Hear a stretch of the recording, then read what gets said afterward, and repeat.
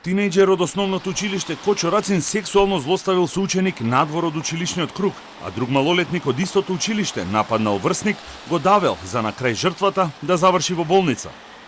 Двата инциденти не се поврзани меѓу себе, но родителите се вознемирени и бараат директорот на училиштето и надлежните да превземат конкретни мерки со кои ќе се гарантира безбедноста на нивните деца.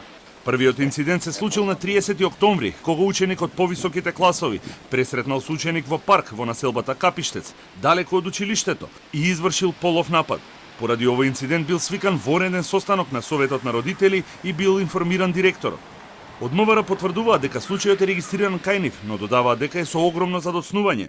На 26 ноември директорот на основното училиште Кочо Рацин пријавил дека има сознание за извршени полови дејства од еден ученик врз друг ученик, кои се случили на 30 октомври. Се превземаат мерки за расчистување на случајот. Директорот на основното училиште со денови не одговара на телефонските повици, ниту пак на прашањата кои му ги испративме по порака на неговиот телефон. Останува нејасно кога тој бил информиран од родителите за немилиот настан и зошто го пријавил во полиција дури минатиот четврток. Во вториот случај пак внатре во училиштето еден ученик нападнал друг и почнал неконтролирано да го дави.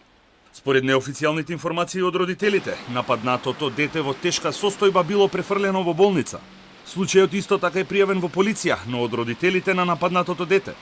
Од просветниот инспекторат соопштија дека за овој инцидент од училиштето биле известени, но дури вчера и дека денес ќе биде извршен вонреден инспекцијски надзор. Од таму нагласија дека за случајот со сексуалното злоставување надлежно е МВР. Ние вчера добивме известување од училиштето. Значи никоја друга институција не, нити па граѓани, нити родител не известил, нити па поднал преставка кај нас. Меѓутоа, училиштето не извести со официјално известување и со тоа известување ние покренуваме постапка за вонреден инспекцијски надзор. Така да денеска таму треба да отиде и по мој налог просветен инспектор и да направи увид, да види што е тоа, што се случило онака.